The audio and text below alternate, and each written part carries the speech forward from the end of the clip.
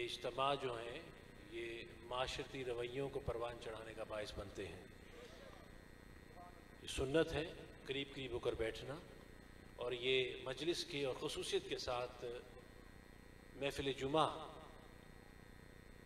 کہ یہ واجبات میں شامل ہے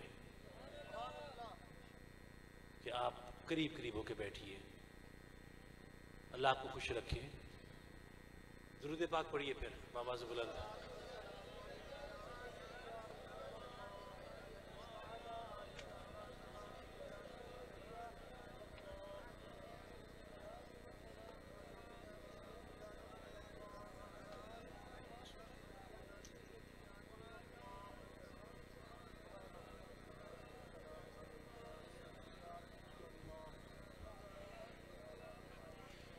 پھر درود شریف پڑھیے بآواز بلند.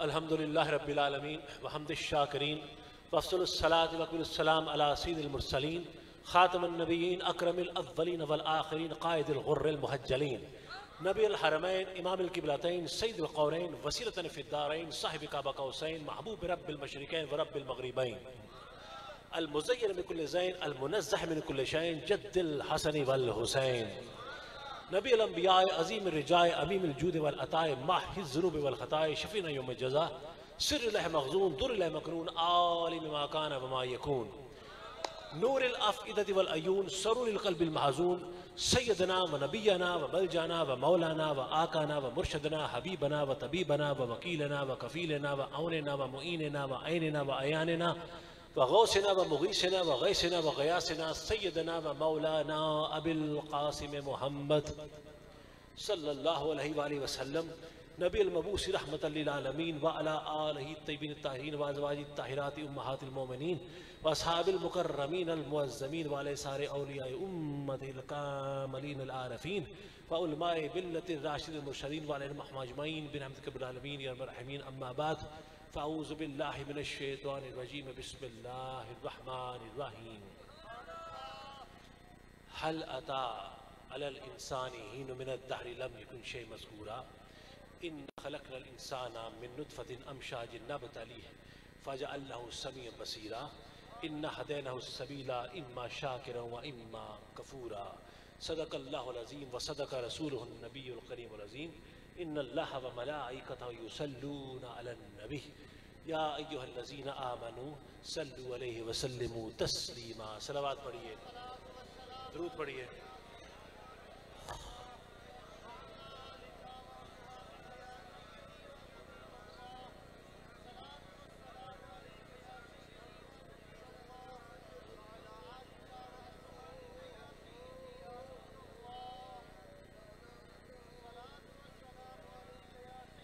سبحان جی وقار شکر اس پروردگار دو عالم کا کہ جس نے فقیر کو یہ توفیق عطا فرمائی کہ اس قدر وعدہ خلافیوں کے بعد آج اس مقام پر حاضر ہو کر ایک کفارہ ادا کرنے کا موقع ملا. آپ احباب نے پچھلے ایام میں کئی مرتبہ محافل کا انعقاد کیا اس مقام پر اور فقیر حاضر نہ ہو پایا. وعدہ خلافی جو ہے وہ پیر کی مرید کے ساتھ نہیں ہو سکتی، کیونکہ یہ رضاؤں کا معاملہ ہے. جب ایک مرید اپنے شیخ کی صحبت میں آتا ہے تو اپنی کل رضا اپنے پیر کی جھولی میں ڈالتا ہے. سو پیر کی وعدہ خلافی مرید سے نہیں ہو سکتی، کیونکہ وہ اختیار رکھتا ہے اس کے مال پر، اس کی جان پر، اس کی اولاد پر اور اس کی زندگی کے لمحات پر. اگر وہ اپنی رضا اپنے پیر کے حوالے نہیں کر سکتا تو اسے کوئی حق نہیں ہے کہ وہ اپنا ہاتھ اپنے پیر کے ہاتھ میں دے. لیکن بہرکیف آپ نے اہتمام کیا اور اللہ تبارک و تعالیٰ اس اہتمام کا آپ کو بہترین اجر دینے والا ہے. آپ نے اس کے نام پر بارہا مرتبہ خرچہ کیا. اللہ پاک آپ کے رزق میں اور برکتیں پیدا فرمائے. آج الحمدللہ ایک مرتبہ پھر آپ نے سادات مشائخ آل و مہار کے لیے اس محفل عرس مقدسہ کا اہتمام کیا. میری دعا ہے کہ وہ قاضی الحاجات آپ سب کے گھروں میں جانے سے پہلے آپ کی حاجت روائی فرمائے اور آقائے غریب نواز اپنی رحمتوں کا سایہ ہم سب کے سروں پر سلامت تا قیامت رکھیں اور اولیاء کرام کی فیض و برکات ہم سب کے قلب و حال کو مطالعہ منور کرتے رہیں. سبحان ذی وقار میں نے آپ کی خدمت میں سورہ دہر کہہ لیں، سورہ حل عطا کہہ لیں، سورہ انسان کہہ لیں، ان کی ابتدائی چند آیات کو ہدیہ کرنے کا شرف حاصل کیا.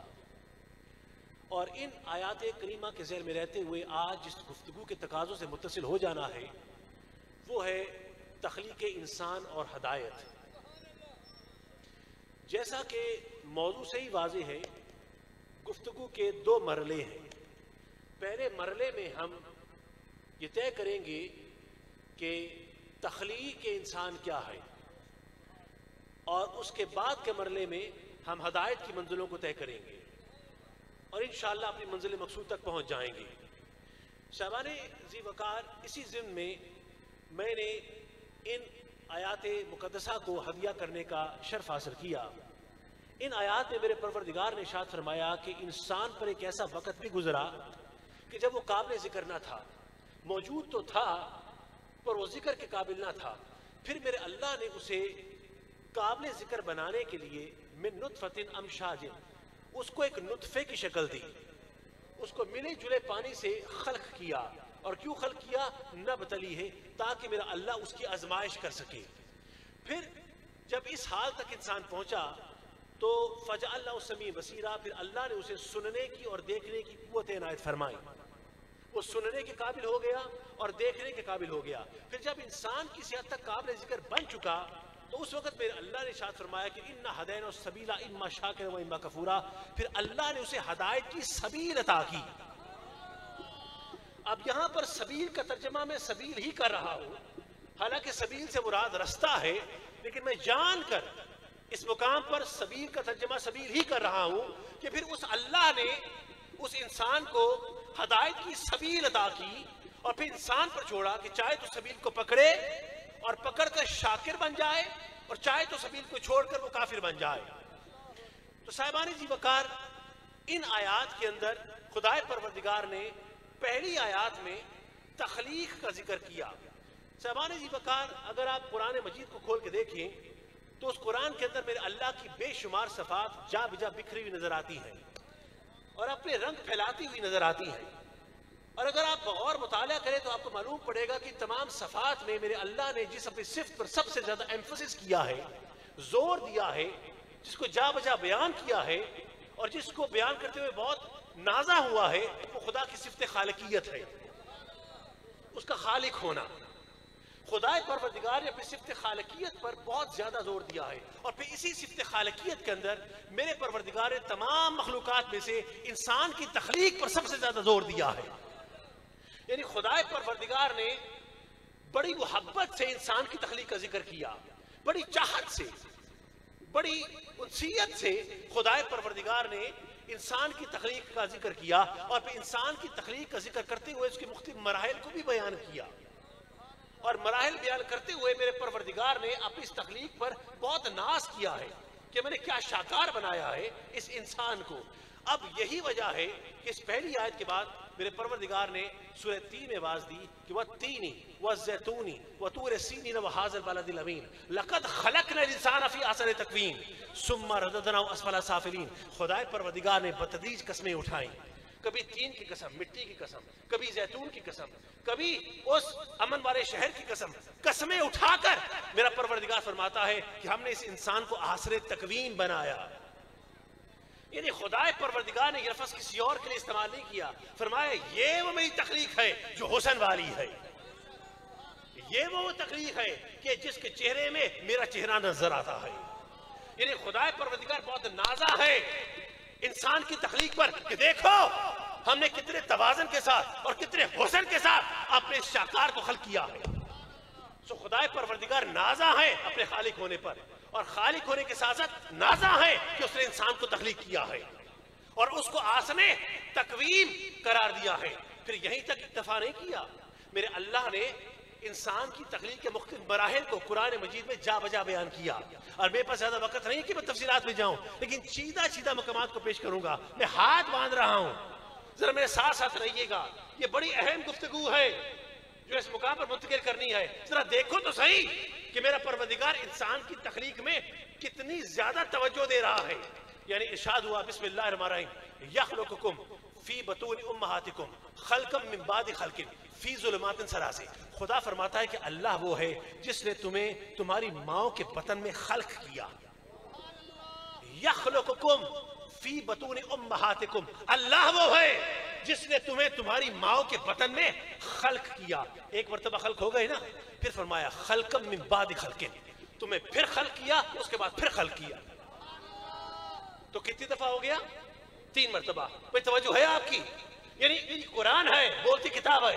خدا انسان کی تخلیق کو بیان کر رہا ہے. فرمایا یخلقکم فی بطون امہاتکم، تمہیں تمہاری ماؤں کے بطن میں خلق کیا. یہ پہلی تخلیق ہو گئی انسان کی، ٹھیک ہے نا. پھر فرمایا خلقم من بعد خلق، پھر خلق کیا، اس کے بعد پھر خلق کیا. اب یہاں پر روک رہا ہوں، خدا نے انسان کو ماں کے پیٹ میں 3 مرحلوں میں مکمل کیا. کتنے؟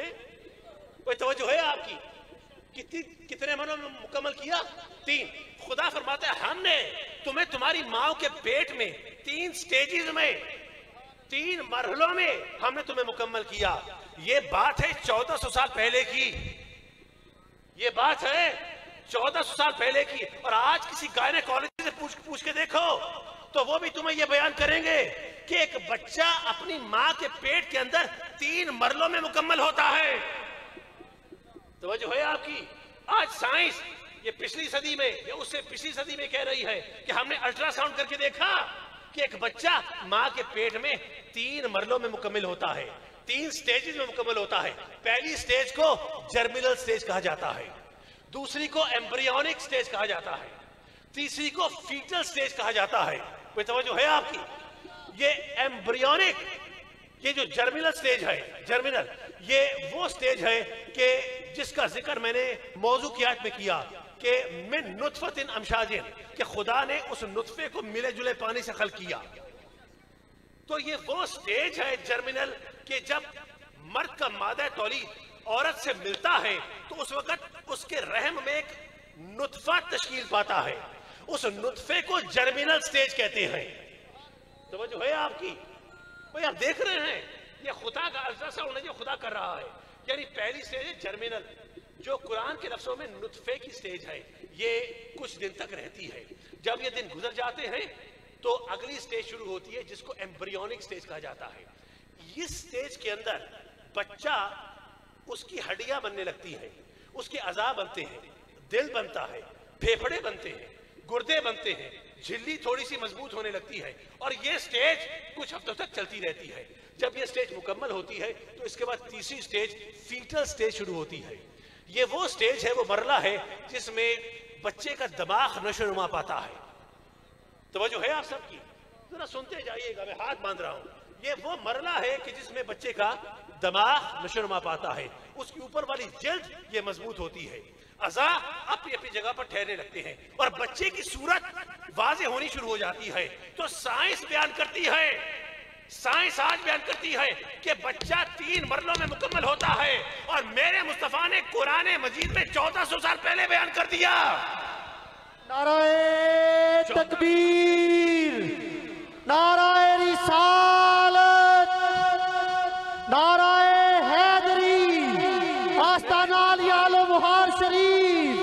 میرے مصطفیٰ نے 1400 سال پہلے قرآن مجید میں اس الٹرا ساؤنڈ کو کھول کے رکھ دیا کہ ایک بچہ ماں کے پیٹ میں 3 مرحلوں میں مکمل ہوتا ہے. صرف یہاں تک اکتفا نہیں کیا، پھر فرمایا فی ظلمات ثلاث، ہم نے اسے ماں کے پیٹ میں 3 اندھیروں میں پیدا کیا. ہائے ہائے، توجہ ہے آپ کی؟ بھئی آپ سمجھ رہے ہیں میری گفتگو؟ یہ منتقل ہو رہی ہے. بھئی آپ نے مزاج کو جانتے ہو. اب میں ٹامک ٹوئیاں کرنے کا عادی نہیں ہوں.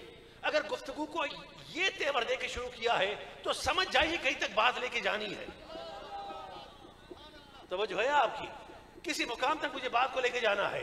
اچھا سنتے جائیے گا. فرمایا فی ظلمات ثلاث، ہم نے اس بچے کو ماں کے پیٹ میں تین اندھیروں میں خلق کیا. یہ تین اندھیرے کون سے ہیں؟ پہلا اندھیرا وہ جو واٹر بیگ ہوتا ہے، سیک جو ماں کے رحم کے اندر ہوتا ہے، وہ ہے پہلا اندھیرا.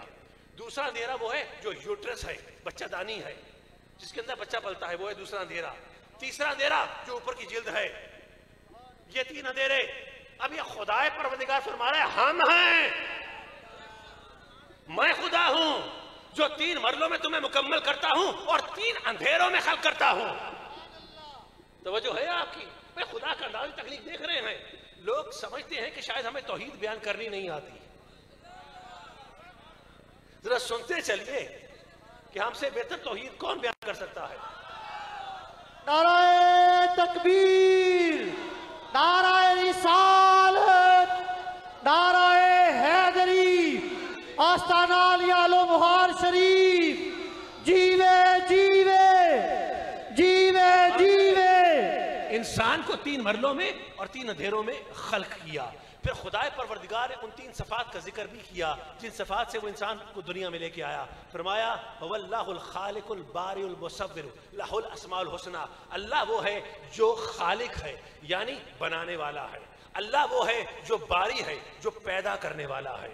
اللہ وہ ہے جو مصور ہے جو تمہاری تصویریں بنانے والا ہے. تو یہ وہ تین صفات ہیں جن صفات کے ذریعے میرا اللہ تمہیں اس دنیا میں لے کے آیا. توجہ ہے؟ بات یا ختم نہیں ہوئی؟ ختم نہیں ہوئی. پھر خدا پروردگار نے صفت مصور پر پھر زور دیا. اس کو پھر مزید بیان فرمایا. ارشاد ہوا کہ هو الذی یصورکم فی الارحام کیف یشاء. خدا فرماتا ہے اللہ وہ ہے جس نے تمہاری عورتوں کے رحموں کے اندر تمہاری تصویریں بنائی.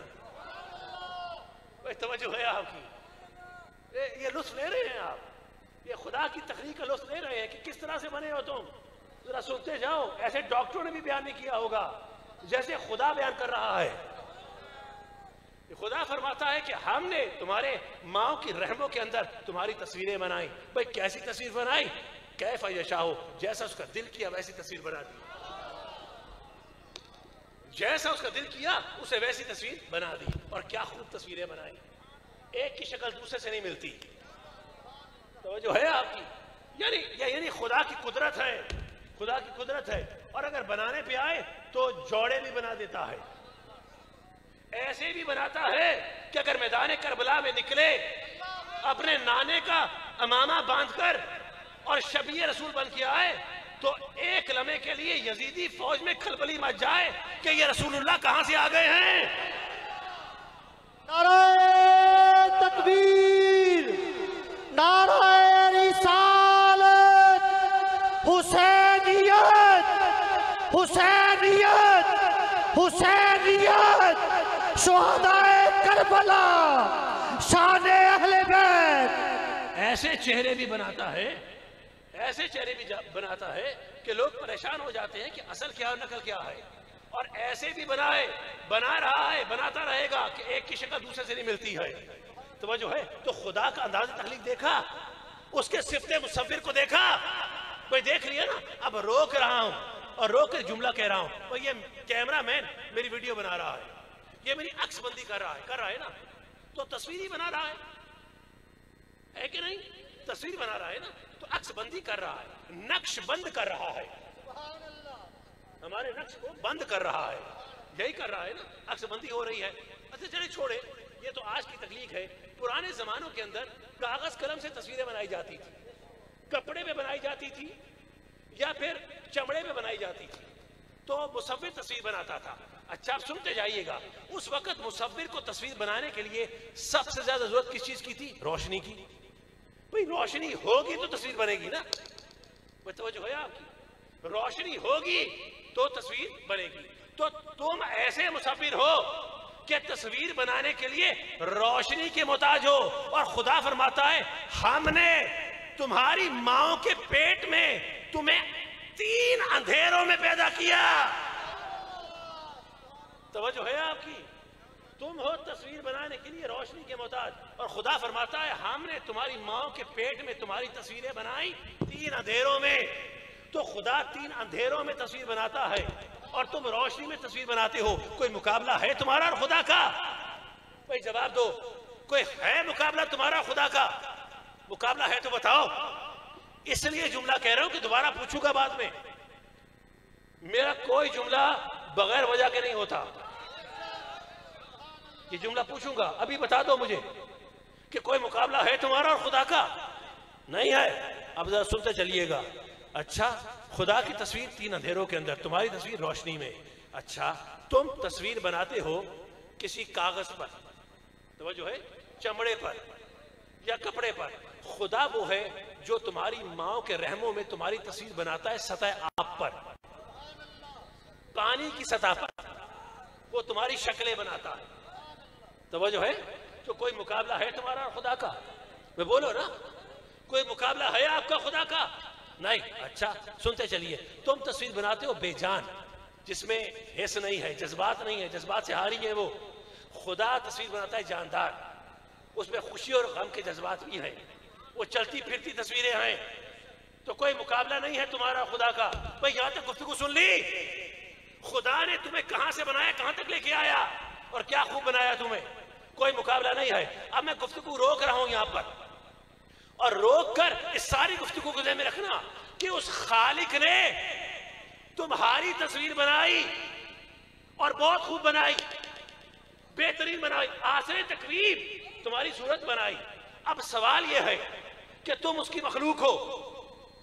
ٹھیک, خالق نے تمہاری تصویر بنائی ہے صفاتی. یہ آنکھ, کان, ناک, ہونٹ, یہ ہاتھ, پاؤں کیا ہیں؟ صفات ہے نا, بولو نا, صفات ہے. تو خدا نے تمہاری صفاتی تصویر بنائی, صفاتی. بدلے میں کیا تم اپنی خدا کی صفاتی تصویر بنا سکتے ہو؟ میرا سوال ہے. آپ نے صفاتی تصویر بنائی, نہیں بنا سکتے. یعنی خدا نے تمہاری صفاتی تصویر بنائی, بدلے میں کیا تم اپنے خالق کی صفاتی, حقیقی نہیں, صفاتی تصویر بنا سکتے ہو؟ اگر مجھ سے سوال کرو نا تو اس مقام جمعہ پر میں اس ممبر کو ممبر رسول کی شبیہ سمجھتے ہوئے اس پر ہاتھ رکھ کے قسم اٹھاتا ہوں کہ خدا کی قسم بنا سکتے ہو. اب سنو توحید کیا ہے, توجہ ہے آپ کی. خدا نے تمہاری تصویر بنائی صفاتی, بدلے میں میرا سوال تھا کہ کیا تم خدا کی صفاتی تصویر بنا سکتے ہو؟ تم نے کہا نہیں. میں نے کہا ہاں بنا سکتے ہو. اب جواز فراہم کرنا ہے, حقیقی نہیں, صفاتی تصویر. بھائی تصویر بنانے کے لیے سب سے پہلی شرط کیا ہے؟ جس کی تصویر بنائی جا رہی ہو وہ سامنے موجود ہو. توجہ ہے آپ کی, جس کی تصویر بنائی جائے وہ سامنے موجود ہو. سامنے ہوگا تو تصویر بنے گی نا. اچھا, تو کیا میرے نبی کا یہ فرمان نہیں ہے حدیث صحیح میں کہ احسان کی حالت ایسی ہے کہ جیسے تم اپنے خدا کو دیکھتے ہو؟ توجہ ہے آپ کی, احسان کی حالت ایسی ہے, مقام احسان کی, کہ جیسے تم اپنے اللہ کو دیکھتے ہو. یہی وجہ ہے کہ میرے علی نے فرمایا کہ میں اس وقت تک سجدے سے سر نہیں اٹھاتا جب تک کہ اپنے اللہ کو دیکھ نہ لوں. نعرہ تکبیر, نعرہ رسالت, نعرہ حیدری, آستانہ علی آل مہار شریف, صاحبزادہ پیر سید مرتضی امین شاہ صاحب. اتنا لمبا نعرہ لگاؤ گے تو مجھے تقریر بھول جائے گی. بہت بہت توجہ رکھیے. دیکھیے, خدا پروردگار کی تصویر, صفاتی تصویر کا ذکر ہو رہا ہے. پہلا مقام تھا کہ حدیث میں ہے, بخاری کی حدیث ہے, مسلم کی حدیث ہے, کہ احسان کی حالت ایک ایسی بھی ہے کہ جب تم اپنے اللہ کو دیکھتے ہو. علی نے فرمایا کہ میں اس وقت تک سجدے سے سر نہیں اٹھاتا جب تک کہ اپنے خدا کو دیکھ نہ لوں. یہ بات علیحدہ ہے کہ دل سے دیکھا یا آنکھ سے دیکھا, لیکن یہ ضرور کہا کہ دیکھا. اس میں بھی آگے گفتگو کرتا ہوں کہ دیکھنا کس انداز سے ہوتا ہے. کیا دیکھنا کے لیے آنکھوں کے محتاج ہو؟ اس کو بیان کروں گا, لیکن ذرا سنتے چلیے اس مقام تک کہ دل سے دیکھا یا ظاہر کی آنکھ سے دیکھا, یہ بحث علیحدہ ہے. لیکن مومن اپنے دل کی آنکھ سے دیکھتا ہے, مومن اپنے دل کی آنکھ سے دیکھتا ہے. تو دیکھنے کی شرط تو پوری ہو گئی نا پوری. توجہ ہے آپ کی. اچھا, اب خدا کی صفاتی تصویر بنانی ہے. اب وہ تصویر کہاں بنائے؟ کسی کاغذ پر بنائے گا؟ کوئی توجہ ہے آپ کی؟ آپ کی توجہ ہے؟ کسی چمڑے پہ بنائے گا, کسی کپڑے میں بنائے گا، کسی کینوس پر بنائے گا، تصویر کہاں بنائے گا؟ نہیں، وہ خدا کی صفاتی تصویر بنائے گا تو بندہ مومن اپنے ہی جسم پر بنائے گا، اپنے ہی بدن پر بنائے گا۔ کیا حدیث نہیں ہے؟ حدیث قدسی صحیح بخاری، جب میرا بندہ مقام احسان پر رہ کر میری بندگی کا ثبوت دیتا ہے تو میں اس کی آنکھ بنتا ہوں جسے دیکھتا ہے۔ یہ نہیں کہا کہ میں اس کی آنکھ کی قوت بنتا ہوں، نہیں، فرمایا میں آنکھ بنتا ہوں۔ تو آنکھ بن گئی، آنکھ بن گئی۔ فرمایا میں اس کے کان بنتا ہوں، کان بن گئے۔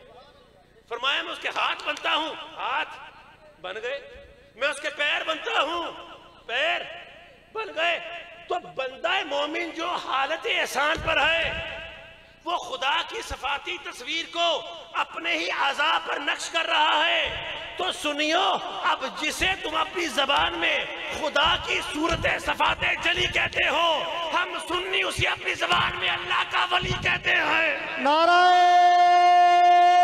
تکبیر، نعرہ رسالت، نعرہ حیدری، آستانہ عالیہ لمحار شریف، جیوے جیوے جیوے جیوے جیوے جیوے صاحبزادہ پیر سید مرتضیٰ امین شاہ صاحب۔ تصویر کسی کاغذ پر نہیں بنی، کسی کینوس پر نہیں بنی، کسی کپڑے پہ نہیں بنی، بلکہ بندہ مومن کے اعضاء پر خدا نے اپنی تصویر بنائی۔ خدا نے بندہ مومن کی آنکھ پر اپنی آنکھ بنا دی، اس کے کانوں پر اپنے کان بنا دیے، اس کے ہاتھوں پر اپنے ہاتھ بنا دیے، اس کے پیروں پر اپنے پیر بنا دیے۔ خدا نے اپنی پوری صفاتی تصویر بندہ مومن کے جسم پر نقش کر دی۔ تو جسے تم اپنی زبان میں خدا کی صورت صفات جلی کہتے ہو، ہم سنی اسے اپنی زبان میں اللہ کا ولی کہتے ہیں۔ نہ تخت و تاج میں، نہ لشکر و سپاہ میں ہے یہ مشت خاک، تو آوار گانے راہ میں ہے۔ صنم کدا ہے جہاں اور مرد حق ہے ولی، یہ نکتہ ہے تو پوشیدہ لا الہ میں ہے۔ نعرہ تکبیر، لا الہ میں ہے۔ یہ لا الہ کی تفسیر بن کے آتے ہیں۔ جب صورت ذل الہ نقش ہو جاتی ہے تو پھر لا الہ کی تفسیر بن کے آتے ہیں۔ توجہ کیا آپ نے؟ توجہ ہے آپ کی؟ سو گفتگو کہاں تک مکمل ہوئی؟ یہ تھا مقام ولایت جو بیان کیا، یعنی وہ انسان جو نطفے سے جس کی ابتدا ہوئی، جو قابل ذکر نہ تھا، پھر نطفہ بنا، پھر نطفہ بننے کے بعد سننے اور دیکھنے کی قوت مل گئی، بتدریج مراحل طے کیے، مقام آثر تکوین تک پہنچا۔ آثر تکوین تک پہنچنے کے بعد پھر الا ان اولیاء اللہ لا خوف علیہم ولا هم یحزنون کا مخاطب بن گیا۔ تو جس وقت مخاطب بن گیا تو پھر اس وقت خدا پروردگار نے اس کے فیضان کرم کو رہتی دنیا تک کے لیے جاری فرما دیا۔ توجہ ہے آپ کی؟ یعنی وہ انسان جس کی ابتدا نطفے سے ہوئی، مراحل طے کیے، آثر تکوین کی منزلوں تک پہنچا، پہنچنے کے بعد پھر الا ان اولیاء اللہ لا خوف علیہم ولا هم یحزنون کی تفسیر بن گیا۔ جب تصویر بن گیا اس وقت خدا نے اپنی تمام صفات کو اس کے اعضاء پر نقش کر دیا، اور نقش کرنے کے بعد اس کے فیضان کرم کو رہتی دنیا تک کے لیے جاری کر دیا۔ اب سننا ذرا عقیدے کی بات، اب سننا، جب ہم نے یہ بات کی تو ہمیں کہنے لگے، کچھ لوگ، ایک طبقہ کہنے لگا کہ جناب جب تک زندہ تھا تو حافظ صاحب چاہے نقشبندی تھا، چاہے چشتی تھا، قادری تھا، اب یہ بھی کہلاتے ہیں نقشبندی، یہ بھی اب کہلاتے ہیں چشتی، انہوں نے بھی سلسلے بنا لیے ہیں۔ توجہ ہے نا آپ کی؟ اب کہتے ہیں جب تک زندہ تھا تب تک فیض تھا، جب مر گیا تو اب کاہے کا فیض رہ گیا؟ توجہ ہے آپ کی؟ اب اعضاء تو ختم ہو گئے، آنکھ بند ہو گئی ہے، کان بند ہو چکے، حرکت بند ہو گئی، اب فیض کون سا جاری رہے گا؟ جب تک زندہ تھا تو ٹھیک ہے، خدا کی صفات بھی تھی، فیض جاری تھا، اب جب ختم ہو گیا، مٹی میں مل کر مٹی ہو گیا تو فیض بھی ختم ہو گیا۔ بھئی چلے مان لیا کہ وہ مٹی میں جا کر مٹی ہو گیا، ہمارا عقیدہ تو نہیں ہے، پر اگر میں مان بھی لوں کہ وہ فنا ہو گیا، ختم ہو گیا، تو جسم فنا ہوا نا، اس کی اپنی آنکھ فنا ہو گئی، اس کا اپنا کان فنا ہو گیا، اس کا اپنا ہاتھ فنا ہو گیا، اس کا اپنا پیر فنا ہو گیا، لیکن وہ آنکھ جو خدا نے اس کی آنکھ پر بنائی تھی وہ آنکھ تو فنا نہیں ہوئی، وہ کان تو فنا نہیں ہوئے، وہ ہاتھ تو فنا نہیں ہوئے، وہ پیر تو فنا نہیں ہوئے، اب وہ ان آنکھوں سے دیکھتا بھی ہے، آنے والوں کی بات کو کانوں سے سنتا بھی ہے، خدا کی دی زبان سے جواب بھی دیتا ہے. یعنی ہر لہجہ ہے مومن کی نئی آن نئی شان، گفتار میں کردار میں اللہ کی برہان ہے، قدرت کے مقاصد کا یا اس کے ارادے، دنیا میں بھی میزان قیامت میں بھی میزان. یہ راز کسی کو نہیں معلوم کہ مومن قاری نظر آتا ہے، حقیقت میں ہے قرآن غفاریو قہاریو قدوسیو جبروت، یہ چار عناصر ہو تو بنتا ہے مسلمان. نعرہ تکبیر، نعرہ رسالت، نعرہ حیدری، آستانہ علی عالم مہار شریف، صاحبزادہ پیر سید مرتضی امین شاہ صاحب، حضور صاحبزادہ پیر سید امام مرتضی شاہ صاحب، جیوے جیوے جیوے جیوے. گفتگو بعض کا سخن گفترانہ ہو جاتی ہے لیکن نتیجے سے آری نہیں ہے، نتیجہ ہوتا ہے. توجہ ہے آپ کی؟ پھول کی پتی سے کٹ سکتا ہے ہیرے کا جگر، پر مرد ناداں پر کلام نرم و نازک بے اثر. مرچ مسالے بہت چکھ لیے ہیں، اب ذرا حقیقت کی بات بھی تو سنو نا. یہ تیور کہاں ملیں گے تمہیں؟ درمان کی کس چوراہے میں جا کے تلاش کرو گے؟ اب جتنے ہیں نا ہمارے انہی لمحات کو غنیمت جانیے گا. اب جو بیان کرنے لگا ہوں توجہ سے سنیے گا. اب ان صفات کے ساتھ جو خدا نے دی ہیں وہ قبر میں بھی سنتا ہے. مان لیا کہ فنا ہو گیا، پر خدا کی صفات فنا نہیں ہوئی. وہ ان صفات کے ساتھ دیکھتا بھی ہے، سنتا بھی ہے، دوڑتا بھاگتا بھی ہے. اچھا سن لیجئے، بڑا مزیدار نکتہ لے آئے، بہت توجہ. کہنے لگے جناب شاہ صاحب مان لیا، ٹھیک ہے مان لیا، ولی قبر کے اندر اللہ کی دی آنکھوں سے دیکھ رہا ہے، اللہ کے دیے کانوں سے سن رہا ہے، اللہ کے پیروں پہ چلتا ہے، اللہ کے ہاتھوں سے پکڑتا ہے. مان لیا، آپ کی بات مان لی. پر کہنے لگے، سنیے گا ذرا، کہ قرآن کہتا ہے، حدیث کہتی ہے کہ موت نیند کی مثل ہے. ہائے ہائے ہائے، توجہ ہے آپ کی؟ اب نکتہ لے آئے، کہنے لگے موت نیند کی مثل ہے، اور بات بھی بالکل ٹھیک ہے، قرآن میں بھی ہے، حدیث میں بھی ہے کہ موت نیند کی مثل ہے.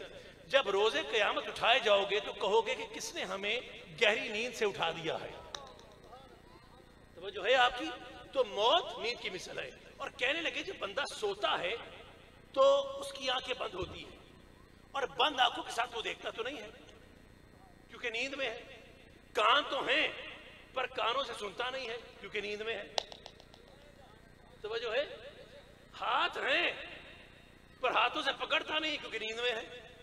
پیر ہیں، پیروں پہ چلتا تو ہے پر نیند میں ہے، اب چل نہیں سکتا. تو نیند کے اندر سب کچھ ہے، پر سویا ہوا بندہ نہ دیکھ سکتا ہے، نہ سن سکتا ہے، نہ پکڑ سکتا ہے، نہ چل سکتا ہے. کوئی نکتہ ہے نا؟ بولی نکتہ ہے نا؟ ذرا جواب سنتے چلیے. یہ کس نے کہا کہ دیکھنے کے لیے ہم صرف آنکھوں کے محتاج ہیں؟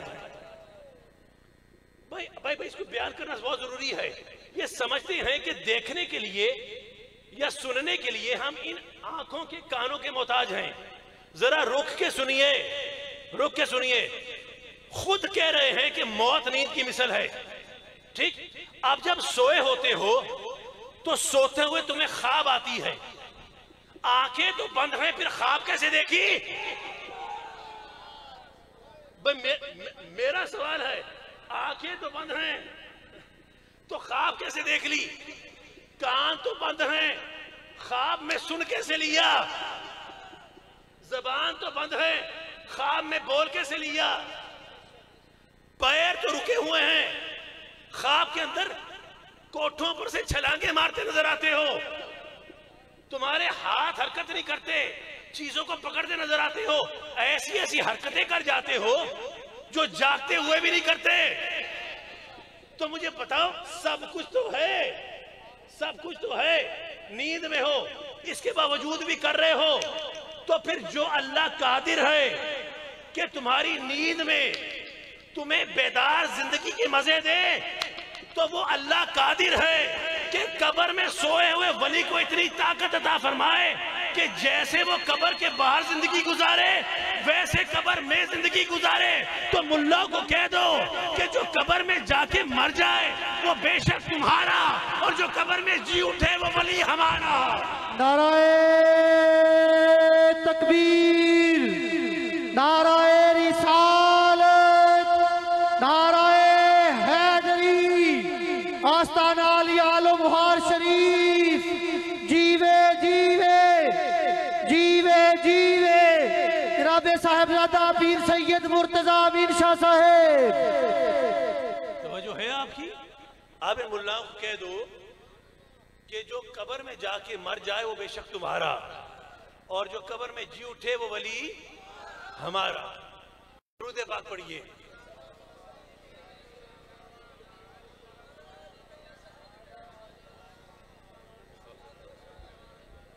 اب یہاں تک آتے ہوئے ہم نے گفتگو کے پہلے مرحلے کو مکمل کیا اور بہت خوب مکمل کیا. آپ نے گفتگو آپ تک منتقل ہوئی. اب ہوئی نہ ہوئی یہ بات پتہ ہے کہ ہم نے ذکر مصطفیٰ کیا ہے اور ذکر اولیاء کیا ہے. اب ذرا آخری آیت کی طرف جہاں پر فرمایا کہ اِنَّا هَدَيْنَاهُ السَّبِيلَ إِمَّا شَاكِرًا وَإِمَّا كَفُورًا. اس کو اٹھاؤ ذرا ادھر میرے وقت تک ہو. ادھر میں بیٹھا. توجہ ہے آپ کی؟ یہ پیچھے دوست ہے آواز منتقل ہو رہی ہے آپ تک. اللہ آپ کو جزائے خیر دے. میں آج یہاں پر بیٹھ کر اپنے پرانے کیے ہوئے وعدہ خلافیوں کا کفارہ ادا کر رہا ہوں. تو میرا کفارہ ادا کرنے میں میرا ساتھ دیجیے گا. اللہ تعالیٰ آپ کی زندگیوں پر جناب رسول اللہ کی رحمتوں کا سایہ ہمیشہ قائم رکھے. اِنَّا هَدَيْنَاهُ السَّبِيلَ، ہم نے تمہیں ہدایت کی سبیل عطا کی. کیا سبیل؟ یہ ہدایت کون دے رہا ہے؟ اللہ. ہدایت کیا ہے؟ اللہ کی کتاب، اللہ کا قرآن. یہ ہے ہدایت. ہدایت دیتا کون ہے؟ اللہ. ہدایت کیا ہے؟ اس کی کتاب. اور سبیل کیا ہے؟ میرے مصطفیٰ کی ذات. توجہ ہے آپ کی؟ ہدایت دے رہا ہے اللہ. کوئی آیت کو سمجھو تاکہ میں آگے بڑھ سکوں. ہدایت دیتا ہے اللہ. ہدایت ہے کیا؟ قرآن. اور ہدایت جس رستے پر بستی ہے اس رستے کا نام ہے محمد مصطفیٰ. اسی لیے میں نے کہا تھا کہ سبیل کا ترجمہ میں سبیل کر رہا ہوں. سبیل کے معنی ہے رستہ، اور وہ رستہ ہے جس پر ہدایت بستی ہے وہ میرے نبی کی ذات ہے. یہی وجہ ہے کہ بہت مرتبہ اس جملے کو بیان کیا. ایک مرتبہ پھر سنتے چلو کہ فرمایا یاسین والقرآن الحکیم انک لمن المرسلین علی صراط مستقیم. ارے او سید و سردار، ارے او طیب و طاہر، اس حکمت بھرے قرآن کی قسم جس کو ہم نے تجھ پر نازل فرمایا، سارے رسولوں میں صرف ایک تو ہے جو صراط مستقیم پر ہے. حضور چلتے ہیں تو سیدھا رستہ بنتا ہے. توجہ ہے آپ کی؟ حضور چلتے ہیں تو سیدھا رستہ بنتا ہے. تو چاہے صراط کہہ لو چاہے سبیل کہہ لو، یہ ہے میرے مصطفیٰ کی ذات. یہ کیا ہے بولیے؟ میرے نبی کی ذات. میں آخری مرتبہ کہہ رہا ہوں اللہ کی طرف سے ہدایت آتی ہے، ٹھیک، اور ہدایت ہے قرآن.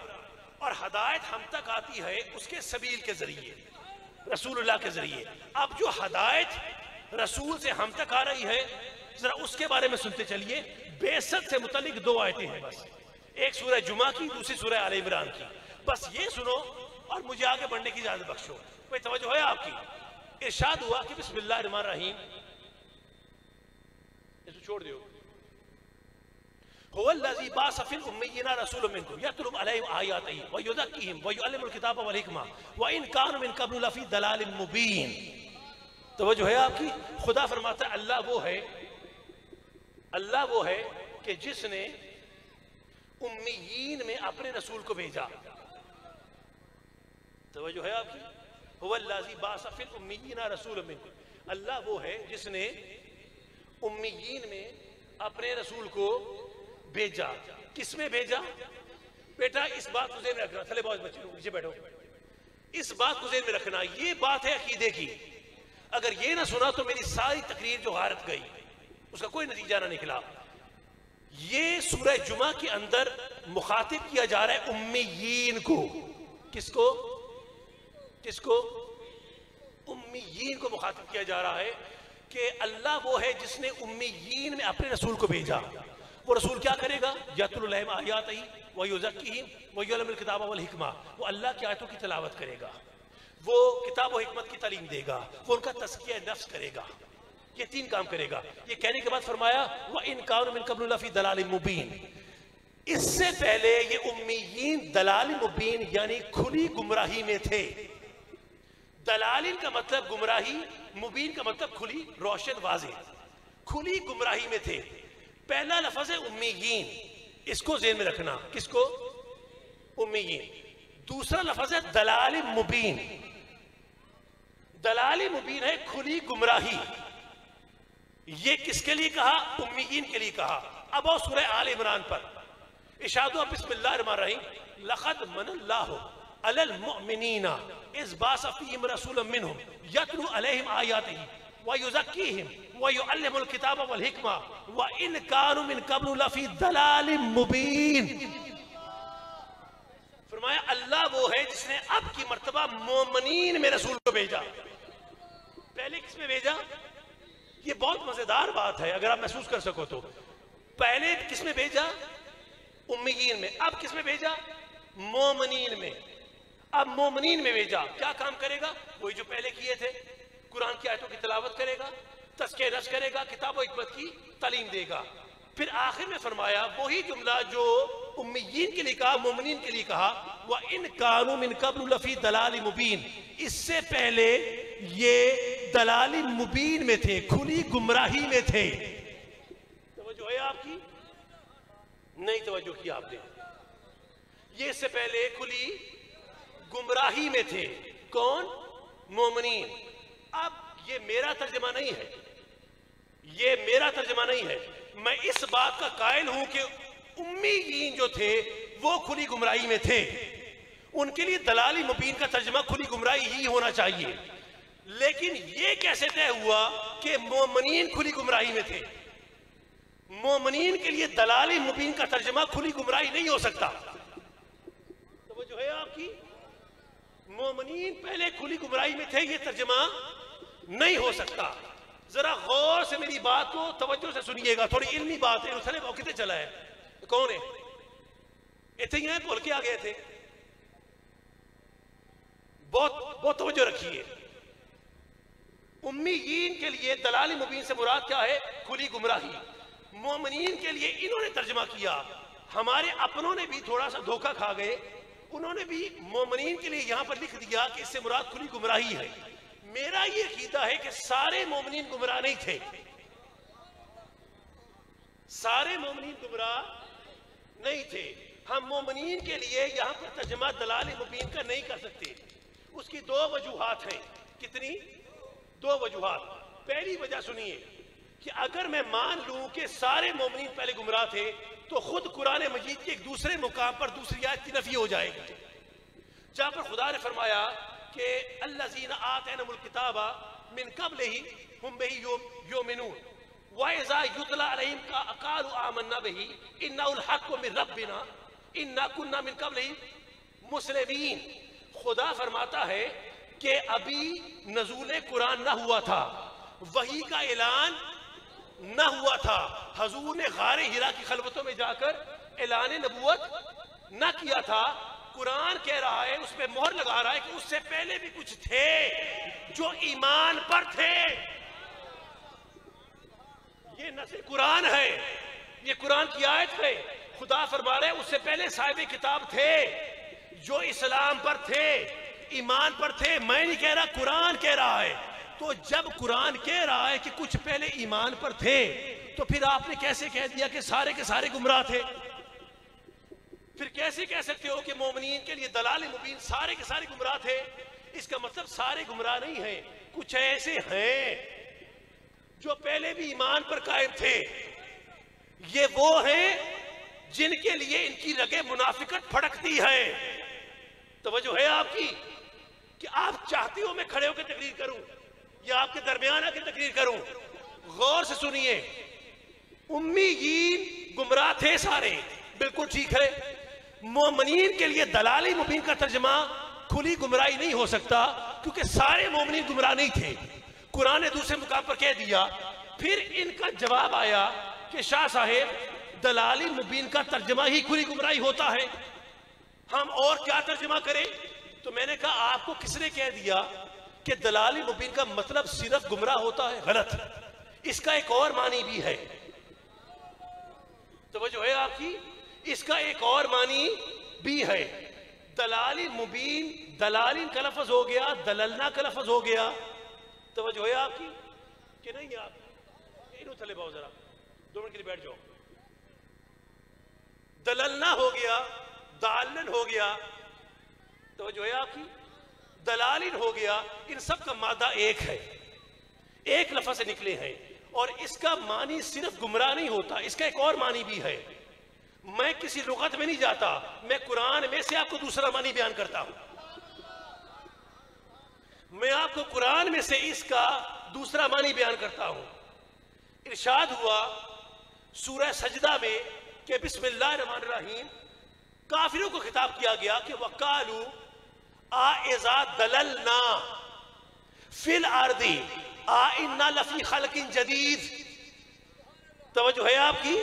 کافروں کو خطاب کیا گیا کہ وَقَالُوا آئِذَا دَلَلْنَا, اِذَا دَلَلْنَا, دَلَلْنَا, قَالُوا آئِذَا دَلَلْنَا فِي الْأَرْضِ آئِنَّا لَفِي خَلْقٍ جَدِيدٍ. فرمایا کافر کہتے ہیں کہ جب ہمیں موت آئے گی اور ہم مٹی میں جا کر دللنا, گمنام ہو جائیں گے, گم ہو جائیں گے, گمنام ہو جائیں گے, تو ہمیں کون دوبارہ زندہ کرے گا؟ تو اس کا دوسرا ترجمہ گمنام ہے. 2 معنی ہو گئے. کتنے؟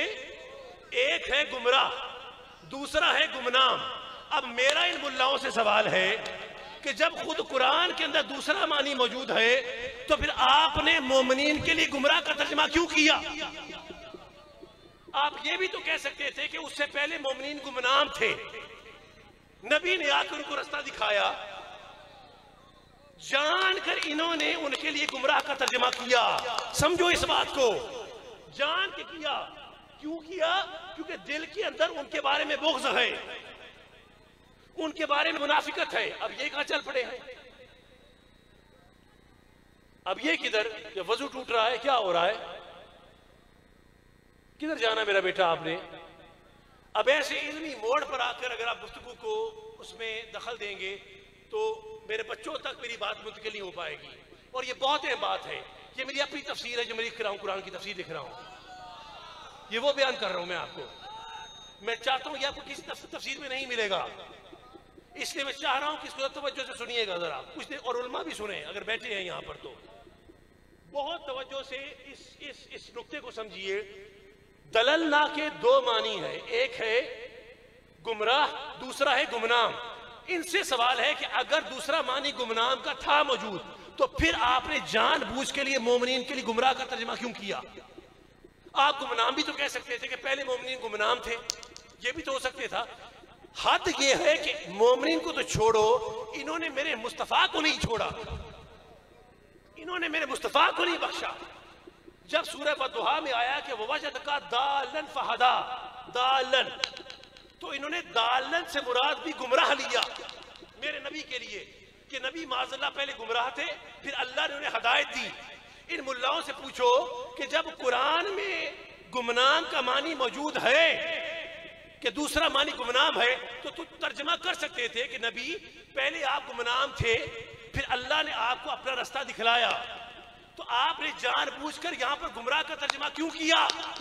بات واضح ہے کہ دل کے اندر بغض نبی ہے, رگے منافقت بھڑکتی ہے, جان کے لیے گستاخی کے مرتکب ہوئے, اور جان کر یہاں پر دالن سے مراد انہوں نے گمراہ لیا, گمنام نہ لیا. اگر میرا بس چلے تو میں ان پر توہین رسالت کا آرڈیننس نافذ کروں کہ بدبختوں تمہاری جرأت کیسے ہوئی کہ میرے مصطفیٰ کے لیے اس آیت میں تم دالن سے مراد گمراہ لو. سنیو, اپنا عقیدہ درست کرو. جو اس آیت میں دالن سے مراد گمراہ لے شیطان اس کا امام ہے, اور جو اس سے مراد گمنام لے وہ مصطفیٰ کا غلام ہے. کیونکہ پست وہ کیسے ہو سکتا ہے جس کو حق نے بلند کیا, دونوں جہاں میں ان کا چرچا کل بھی تھا اور آج بھی ہے، اور بتلا دو گستاخ نبی کو کہ غیرت مسلم زندہ ہے، میرے نبی سے میرا رشتہ کل بھی تھا اور آج بھی۔ نعرہ تکبیر، نعرہ رسالت، نعرہ حیدری، آستانہ علی آل مہار شریف، صاحبزادہ پیر سید فیض الحضر شاہ صاحب، حضور صاحبزادہ پیر سید مرتضی امیر شاہ صاحب، مشائخ آل مہار شریف، جیوے جیوے جیوے جیوے۔ بہت چند دقیقے رہ گئے ہیں جس میں گفتگو کو مکمل کرنا ہے۔ دیکھیں گفتگو کو میں نے انتہائی آسان کر کے بیان کیا، آپ نے سمجھی میری ساری بات؟ ان ملاؤں سے پوچھو کہ جب دوسرا معنی ہے اس لفظ کا گمراہ کی وجہ گمنام بھی ہے، تو تم نے آمینہ کے لال کے لیے اتنی گستاخی کیوں کی؟ ہمیں کیوں تکلیف دی؟ میرے مصطفیٰ کو تکلیف کیوں دی تم نے؟ سنیوں کے دل کیوں دکھائے تم نے؟ کیا وجہ ہے؟ کیا منافقت ہے؟ کیا بغض ہے میرے نبی سے تمہیں کہ اس نے تمہیں آ کے کلمہ پڑھایا؟ اس لیے کہتے ہو کہ گمراہ ہے؟ خدا کی قسم پست وہ کیسے ہو سکتا ہے جس کو حق نے بلند کیا؟ دونوں جہاں میں ان کا چرچا کل بھی تھا اور آج بھی ہے، اور بتلا دو گستاخ نبی کو کہ غیرت مسلم زندہ ہے، میرے نبی سے میرا رشتہ کل بھی تھا اور کل بھی تھا اور کل بھی تھا اور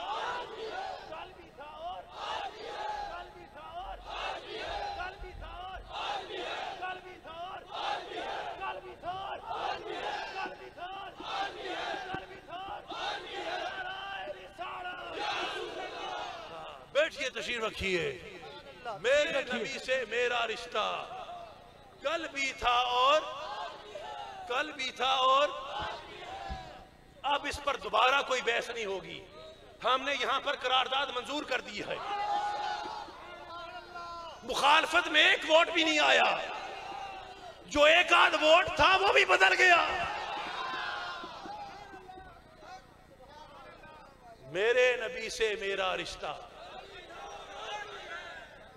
جو ہے آپ کی۔ اچھا اب یہاں تک ہم نے آ کر اس مقام ہدایت پر گفتگو کی، اب پھر بھی رگ منافقت تو پھڑکتی ہے، پھڑکنے لگ گئی، ایک اور بہانہ اٹھا کے لے آئے۔ اتنی واضح بات بھی سمجھ میں نہ آئی تو کہنے لگے جناب آپ ایسے ہی اس مقام ہدایت پہ بحثیں کر رہے ہو، ایسے ہی زیادہ تقریریں کر رہے ہو، قرآن مجید کی آیت اٹھا کے لائے اسی مقام ہدایت کے حوالے سے، بس چاہ یہ رہے کسی طرح سے گستاخی کے مرتکب ہو سکے، اور وہ آیت اٹھا کے لائے، سنیے گا، جس میں لکھا تھا، یہ بڑی مزدار بات ہے، اور عقیدے کے بیٹا آپ تک آواز آ رہی میری؟ جو پیچھے ہیں یہ ساؤنڈ والے پیچھے تک آواز پھینک رہے ہیں نا، چلے اللہ کو خوش رکھے۔ دیکھیے ایک اور بہانہ اٹھا کے لائے، یہ سنیے گا ذرا، بہت علمی سی بات ہے۔ ارشاد ہوا بسم اللہ الرحمن الرحیم انکا لا تہدی من احببتا ولکن اللہ یہدی من یشاء، یعنی خدا کہتا ہے نبی کے بارے میں، یہ قرآن کی آیت ہے کہ انکا لا تہدی من احببتا، نبی اللہ اسے ہدایت نہیں دیتا جسے آپ چاہتے ہیں، بلکہ اللہ اسے ہدایت دیتا ہے جسے اللہ چاہتا ہے۔ دیکھیں کبھی سنا ہے آپ نے گفتگو کو اس انداز سے؟ کبھی اس مسئلے کو چھیڑا ہوگا کسی نے؟ ڈر جاتے ہیں نا۔ اس آیت کا ایک ایک زبر اٹھا کے دیکھو، زیر اٹھا کے دیکھو، میرے مصطفیٰ کی نعت پیش کرتی ہے۔ عام میرا بھائی گھبرا جائے گا سن کے، یہ کیا کہہ دیا؟ انکا لا تہدی، نبی جسے آپ پسند کرتے ہیں اللہ اسے ہدایت نہیں دیتا۔ یہ ویسے واضح الفاظ لکھے ہوئے ہیں قرآن میں کہ انکا لا تہدی من احببتا، نبی جسے آپ چاہتے ہیں اللہ اسے ہدایت نہیں دیتا، اللہ اسے ہدایت دیتا ہے جسے اللہ چاہتا ہے۔ اب کوشچن کرنے لگے کہ یہ خدا کیا کہہ رہا ہے کہ اللہ تو اسے ہدایت ہی نہیں دیتا جسے نبی چاہتے ہیں، تو آپ کیا ہدایت کی پیسے لے کے بیٹھے ہوئے ہو؟ توجہ ہے آپ کی؟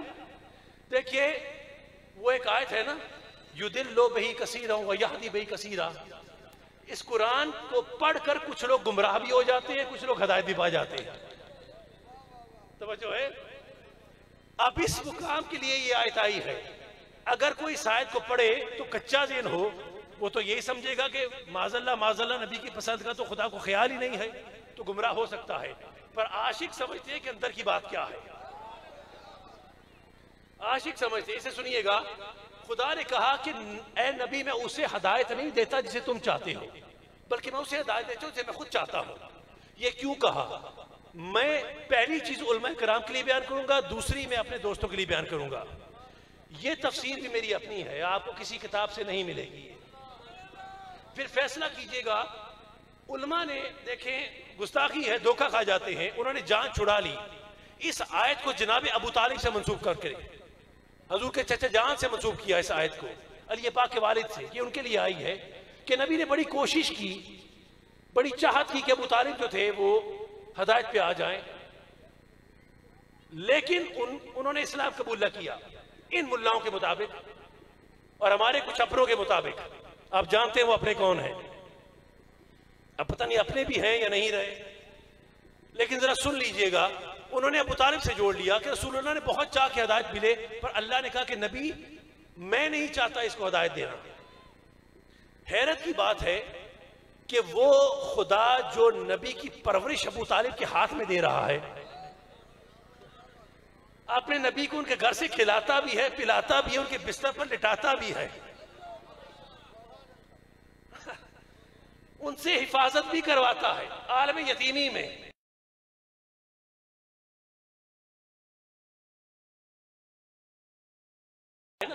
تو انہوں نے جان چھڑانے کی کوشش کی، اب مطلب سمجھ نہیں آ رہا، اس لیے وہاں پر جا کر اپنی منافقت ساری نکال لی، جناب ابو طالب پر سارا زہر جا کر اپنا اگل دیا۔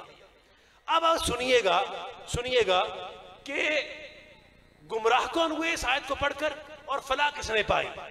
پہلی چیز میں علماء کے لیے بیان کروں گا، یہ آیت متشابہ ہے، محکم نہیں ہے، واضح نہیں ہے، اس کا ایک حصہ محکم ہے، ایک حصہ متشابہ ہے۔ یہ علماء کرام کے لیے کہہ رہا ہوں، پھر بعد میں آپ کو بیان کرتا ہوں۔ لیکن جب دونوں حصے جوڑ کے پڑھیں گے تو یہ پورا کا پوری آیت متشابہ کہلائے گی۔ جب آیت متشابہ ہو جاتی ہے تو مفہوم واضح نہیں ہوتا، اس وقت اس قسم کی آیات کا ترجمہ کرتے ہوئے قرآن کا ایک ترجمے کا قانون ہے جو دلالت اقتضا کہلاتا ہے۔ دلالت اقتضا کے تحت اس کا ترجمہ کیا جاتا ہے۔ یہ منطوق و غیر منطوق والی بات ہے۔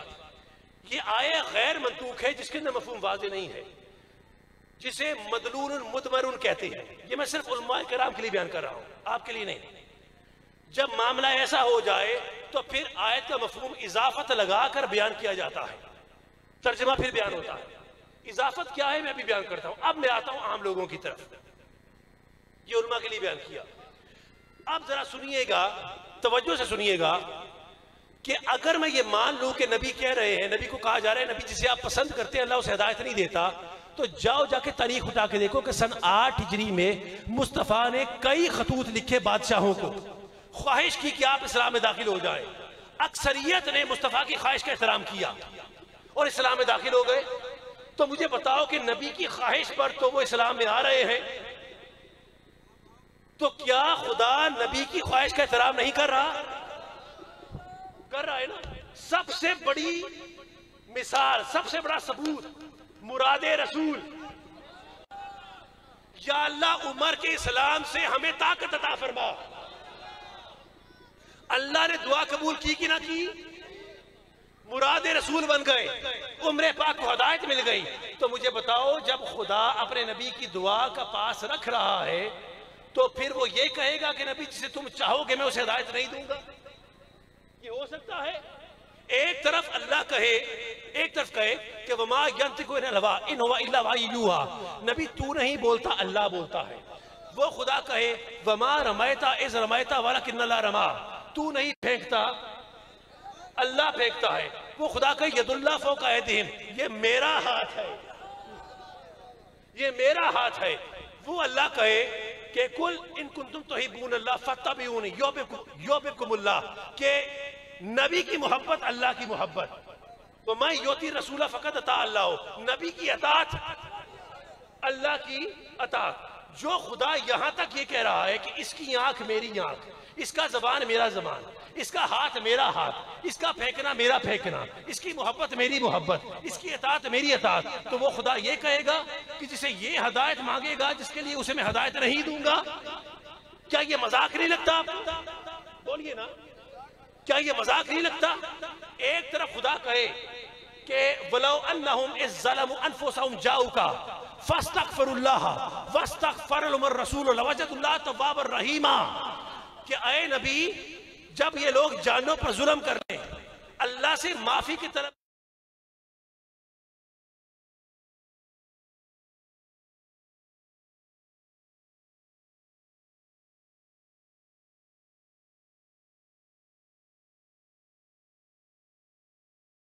سفارش کرے تو میں ہدایت دوں گا، اور دوسرا وہ خدا کہے کہ آپ جس کے لیے چاہیں گے میں اسے ہدایت نہیں دوں گا، تو بتاؤ یہ آیات کا ٹکراؤ ہے؟ یہ آیات کا تصادم ہے؟ یہ آیات کا تصادم نہیں ہے، یہ ان ملاؤں کی فکروں کا تصادم ہے۔ یہ کیمیکل لوچا اندر بھرا ہوا ہے، یہ اندر ایک جنگ جاری ہے، دماغ کے اندر ٹکراؤ ہے، آیتوں میں ٹکراؤ نہیں ہے۔ اب آپ کو پوچھنے کی ضرورت ہے یہ کہ شاہ صاحب اتنا گلا پھاڑ پھاڑ کے تقریر کر رہے ہو، اگر اتنی سی بات ہے تو خدا نے یہ کہا کیوں ہے پھر کہ نبی جسے آپ چاہیں گے اللہ اسے ہدایت نہیں دے گا، بلکہ جسے اللہ چاہے گا اللہ اسے ہدایت دے گا؟ یہ کیوں کہا؟ تو اب سنیے گا اضافت کیا ہے۔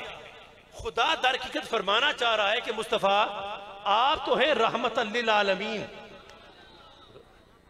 سننا مزیدار بات ہے، سن رہے ہو؟ حضور آپ تو ہیں رحمت للعالمین، آپ کا دل کرتا ہے سارے بخشے جائیں، نہ کوئی کافر رہے، نہ کوئی مجوسی رہے، نہ کوئی بدکار رہے، نہ کوئی کمینہ رہے، نہ کوئی مشرک رہے، نہ کوئی یہودی رہے، کوئی بھی ایسا گندا بندہ نہ رہے، سب کو ہدایت مل جائے، سارے پاک ہو جائیں۔ فرماتا ہے مصطفیٰ اگر میں آپ کے منام تھے پھر اللہ نے آپ کو اپنا راستہ دکھلایا تو دوزخ کس کے لیے بنائی؟ آپ نے جان بوجھ کر یہاں پر گمراہ کا ترجمہ کیوں کیا؟ بات واضح ہے، یہ جزا و سزا کے اندر بغض نبی ہے، اور آخرت کے ساتھ کیوں اٹھائی ہے؟ یہ دونوں جہاں میں الٹا چرچا، یہ دنیا کیوں بنائی؟ یہ آخرت سے منزل کیوں کرائی؟ بدلا دو گستاخ بنائی کو کہ خیر مسلم زندہ ہے، سب کچھ کیوں بنایا؟ اگر سب کوئی ہدایت دے دوں تو بھی دوزخ میں کون جائے گا؟ وہاں کون جائے گا؟ اس لیے مصطفیٰ آپ ہیں رحمت للعالمین، اس لیے میں آپ کے کہنے پر سب کو ہدایت نہیں دے سکتا، اس لیے میں نے یہ قانون رکھا ہے کہ میں اس کو ہدایت نہیں دوں گا جس کو آپ چاہیں گے، کیونکہ آپ سب کو چاہتے ہیں، اس لیے میں اس کو ہدایت دوں گا جس کو میں چاہتا ہوں، اور میں کس کو چاہتا ہوں؟ میں اس کو ہدایت دوں گا مصطفیٰ جس کو صرف آپ نہ چاہتے ہوں گے بلکہ جو آپ کو چاہتا ہوگا، جس کے دل میں آپ کی محبت ہوگی، جس کے دل میں آپ کا پیار ہوگا، رکھتی برابر پیار ہوگا، میں اس کو صاحب ہدایت کر دوں گا۔ یعنی دامن مصطفیٰ ہم کیسے چھوڑ دیں، ایسا کمزور ایمان ہمارا نہیں، خود خدا نے نبی سے یہ فرما دیا جو تمہارا نہیں ہو، اور جو اس سے مراد گناہ ہے وہ مصطفیٰ کا گناہ ہے، کیونکہ ان باتوں کیسے ہو سکتا ہے؟ بلند کیا دونوں جہاں میں الٹا چرچا،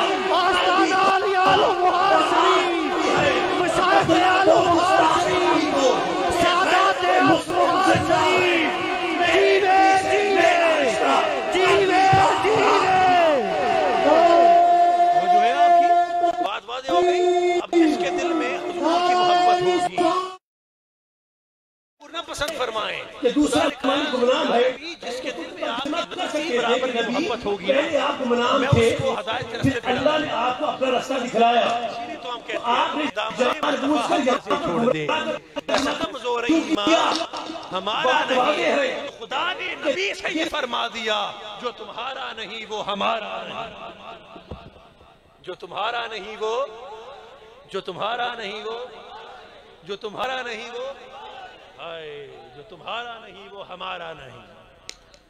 یہاں تک میں نے بیان کیا کہ ہدایت سبیل سے، رسول سے ہم تک کیسے آتی ہے، خدا سے نبی تک کیسے جاتی ہے، یہ بھی تو سنو۔ بس ختم ہونے لگی یہ بات، تھک گئے ہو نا؟ نہیں تھکے؟ تھک بھی جاؤ، میرا کیا ہے، جمعہ تو پڑھنا ہی ہے تم نے۔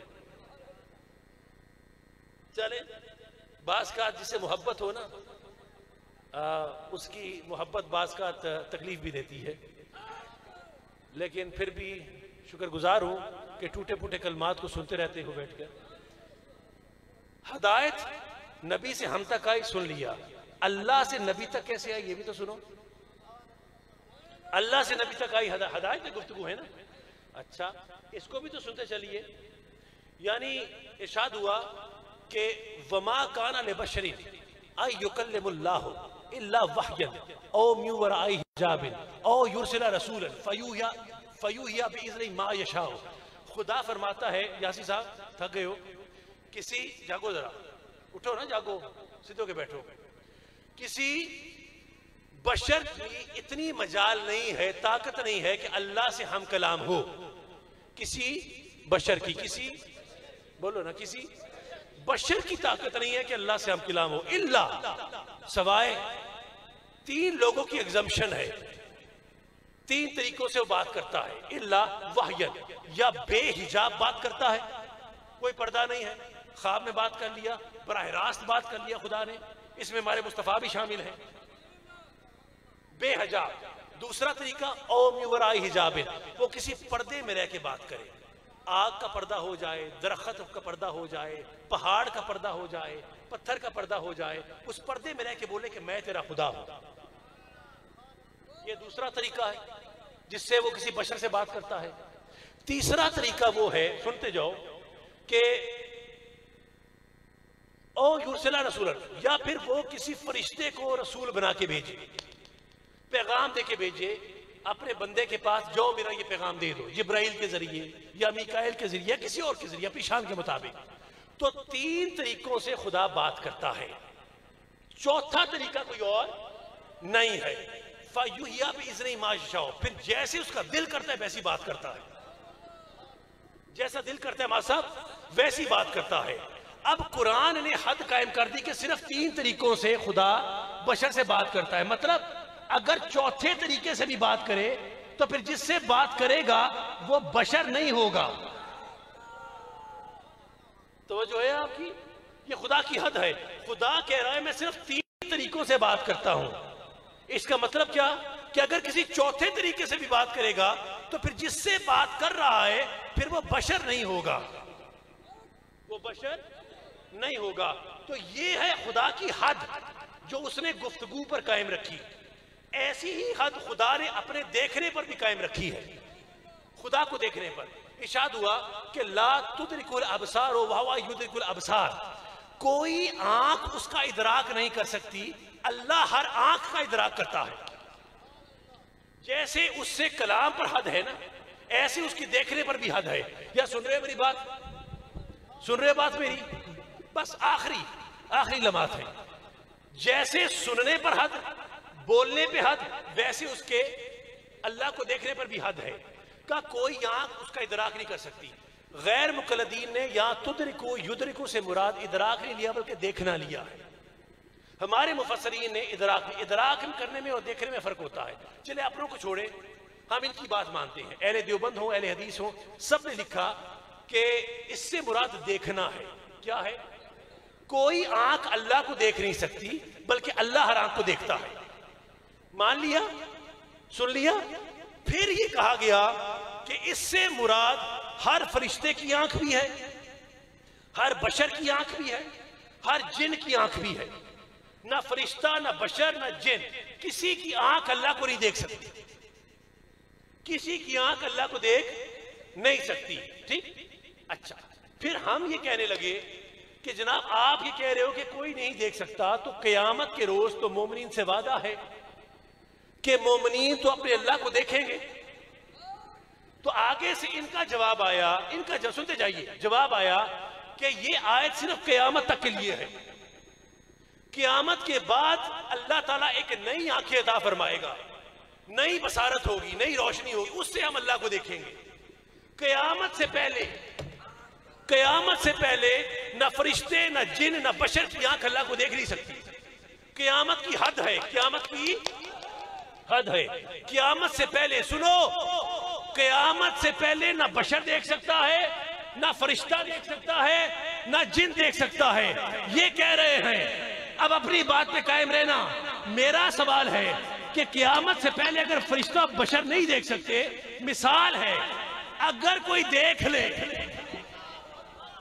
اگر قیامت سے پہلے بھی کوئی اللہ کو دیکھ لے تو اس کا مطلب کہ اب جو دیکھے گا پھر نہ تو وہ بشر ہوگا نہ پھر وہ فرشتہ ہوگا، بلکہ اس کی حقیقت بشر سے بھی بلند ہوگی، اس کی حقیقت فرشتے سے بھی بلند ہوگی۔ اب کوئی ایسا ہے جس نے قیامت سے پہلے اپنی آنکھوں سے اللہ کو دیکھا ہو؟ جاؤ، صحیح مسلم کی حدیث ہے، حضرت ابن عباس فرماتے ہیں، توجہ ہے آپ کی، حضرت ابن عباس فرماتے ہیں کہ رسول اللہ معراج سے لوٹ کر آئے اور فرمایا کہ ہاں میں نے اپنے اللہ کو 2 بار دیکھا، ایک مرتبہ دل سے دیکھا، دوسری مرتبہ ظاہر کی آنکھ سے دیکھا۔ میں نے اپنے اللہ کو 2 مرتبہ، کتنی مرتبہ؟ ایک مرتبہ دل کی آنکھ سے، دوسری مرتبہ ظاہر کی آنکھ سے دیکھا۔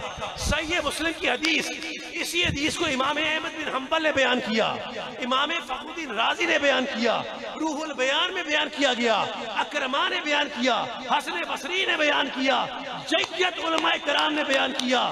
حسن بصری اور احمد بن حنبل کا حال یہ تھا کہ حدیث بیان کرتے کہتے کہ ہاں ہم گواہی دیتے ہیں، خدا کی قسم، خدا کی قسم، خدا کی قسم، میرے نبی نے اللہ کو دیکھا ہے، دیکھا ہے، دیکھا ہے، دیکھا ہے۔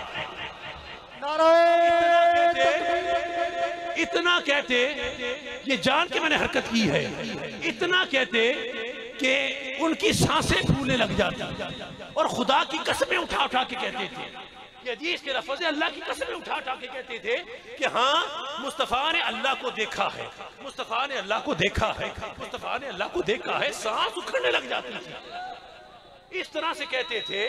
تو جب حدیث صحیح سے واضح ہے کہ مصطفیٰ نے قیامت سے پہلے اللہ کو دیکھا ہے، تو آپ نے یہ کہا کہ قیامت سے پہلے کوئی بشر نہیں دیکھ سکتا، کوئی فرشتہ نہیں دیکھ سکتا، تو اگر رسول نے قیامت سے پہلے دیکھا ہے تو اس کا مطلب کہ مصطفیٰ کی حقیقت نہ بشر جیسی، مصطفیٰ کی حقیقت نہ فرشتے جیسی، بلکہ مصطفیٰ کی حقیقت خود نور خدا سے آئے۔ تبھی تو کہتے ہیں کہ لکھ میم دے پردے پاپا وہ تینوں عاشق لوگ پہچان گئے، تو ہمیں کہنا رو انا بشر بشر تینوں جانن والے۔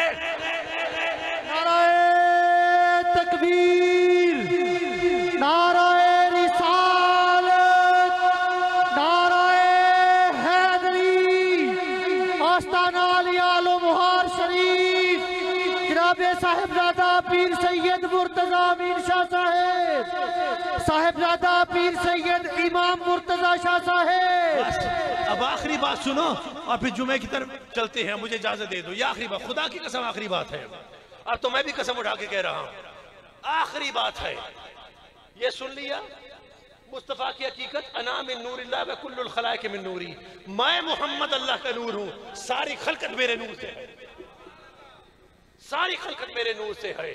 سو مصطفیٰ کی حقیقت اللہ کے نور سے ہے، مصطفیٰ ہیں جنہوں نے اپنی آنکھ سے دیکھا ہے، تو جو آنکھ سے دیکھ رہا ہے اس پر بشریت کے فتوے نہ لگاؤ، اس کی حقیقت اس سے بہت بلند ہے، بشریت اس کی صفت ہے، حقیقت اس کی نور ہے، بشریت اس کی صفت ہے، حقیقت اس کی، حقیقت اس کی، حقیقت اس کی، حقیقت اس کی نور ہے، نور اللہ نور ہے۔ توجہ ہے آپ کی؟ آپ ذرا سنیے، معراج سے آئے، بیان کیا صحابہ کرام کو، اپنے پیاروں کو، میں نے خدا کو دیکھا ہے، میں نے خدا کو دیکھا ہے۔ اوے مستری، صحابہ کے دل میں خیال آیا، ان کے دل میں خیال آیا کہ حضور نے جلوے دیکھے خدا کے، کاش ہم بھی دیکھ سکتے، آیا ہوگا نا، یہ میرا وجدان کہہ رہا ہے دل میں آیا ہوگا، ہائے حضور دیکھ کے آ گئے اللہ کو، ہم بھی کاش دیکھ لیتے، حضوری کا سجدہ نصیب ہو جاتا، ہائے مصطفیٰ کریم نے پہچان لیا میرے یاروں کے دل میں کیا ہے، صدیق کیا سوچ رہا ہے، فاروق کیا سوچ رہا ہے، عثمان کیا ہے دل میں، علی کیا ہے دل میں، صہیب، سلمان، بلال، ابو ذر، مقدار کیا سوچتا ہے، کیا کچھ ہے دل کے اندر، ابھی بیان کرتا ہوں۔ صحیح مسلم کے الفاظ ہیں، حضور نے ان کی چاہت کو پہچانا، فرمایا بس پریشان مت ہو، من رانی فقط رال حق، جس نے آمینہ کے لال کو دیکھا اس نے خدا کو دیکھا۔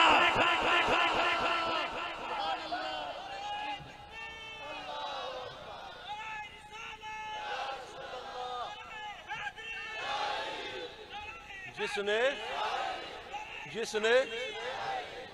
نے آمینہ کے لال کو دیکھا، من رانی، جس نے مجھے دیکھا، فقط رال حق، اس نے اس حق کو دیکھا، اس نے اللہ کو دیکھا جس نے مجھے دیکھا۔ صحابہ خوش ہو گئے، یار خوش ہو گئے، چہکنے لگے، حضور کو دیکھ لیا، اللہ کو دیکھ لیا، اس والدہا کے چہرے کو دیکھ لیا، رب کو پا لیا۔ اب سن لو، چھڑ دیو انہوں، سنو، اب وہ صحابہ خوش ہو گئے، پیچھے رہ گئے ہم۔ آج بیٹھے ہوئے ترس رہے ہیں، ہائے خوش قسمت ہوتے کبھی اس زمانے میں پیدا ہوا ہوتے، ہاں تیرے زمانے میں آئے ہوتے، حضور تجھے دیکھتے خدا کو دیکھنے کا ثواب مل جاتا، ہم کیا کریں؟ حضور کی نگاہ ادھر سے ہم تک پہنچی۔ وہ ستار تیرے دل میں کیا ہے؟ وہ یاسین کیا سوچ رہا ہے؟ کیوں بھی اہل درمیان کیا سوچ رہے ہو؟ مصطفیٰ پوچھ رہے ہیں کیا سوچ رہے ہو؟ خدا کو دیکھنا ہے، خدا کو دیکھنا ہے۔ تو فرمایا پریشان مت ہو۔ عبداللہ بن عمر کی زبان فرما دیا، عبداللہ بن عمر، سنن دارقطنی کی حدیث ہے، طبرانی کی حدیث ہے، خطیب تبریزی نے بیان کیا اس کو، فرماتے ہیں کہ جب تم حج کرنے جاتے ہو اور خانہ خدا کی زیارت کرتے ہو، اور خانہ خدا کی زیارت کرنے کے بعد جب مدینے کی طرف آتے ہو اور میری قبر کی زیارت کرتے ہو، تو فرمایا جس نے میری قبر کو دیکھا اس نے مجھ محمد کو دیکھا، جس نے میری قبر کو دیکھا اس نے مجھ محمد کو دیکھا۔ اور پہلے کیا کہا؟ جس نے مجھ محمد کو دیکھا اس نے اللہ کو دیکھا، مطلب جس نے قبر کو دیکھا اس نے اللہ کو دیکھا۔ یعنی یقین دل کو روزہ عطر سے ملتا ہے، شعور ذات تو ان کے در سے ملتا ہے، ذات حق تو ما ورا ہے عقل انسان سے، مگر نشاں محمد کے گھر سے ملتا ہے۔ نعرہ تکبیر، نعرہ رسالت، ہاتھ اٹھا کے نعرہ رسالت، نعرہ حیدری، آستانہ علی آل مہار شریف، جیوے جیوے جیوے جیوے۔ شام صاحب خوش ہو گیا، آپ کو بھی زیارت ہو گئی، قبر کی زیارت، اللہ لے جائے آپ کو، اگر کی ہے تو پھر سمجھ لیجئے کہ تربت رسول کو دیکھنا خدا کو دیکھنا۔ ان کو کہو کہ جب ہم مدینے میں قبر رسول کے قریب ہوتے ہیں تو قبر سے نہیں خدا کے قریب ہو رہے ہوتے ہیں۔ حضور نے فرمایا جس نے میری قبر کو دیکھا اس نے مجھے دیکھا، جس نے مجھے دیکھا اس نے خدا کو دیکھا۔ یقین دل کو روزہ عطر سے ملتا ہے، شعور ذات تو ان کے در سے ملتا ہے، ذات حق تو ما ورا ہے عقل انسان سے، مگر نشاں محمد کے گھر سے ملتا ہے۔ اللہ تبارک و تعالیٰ تھوڑے کہے کو قبول فرمائے۔ وما علینا الا البلاغ، وصلی اللہ تعالیٰ علی رسول خیر خلقہ محمد و آلہ و صحبہ اجمعین۔ جناب آپ نے سنتیں پڑھنی ہیں، سنتیں ادا فرمائیں۔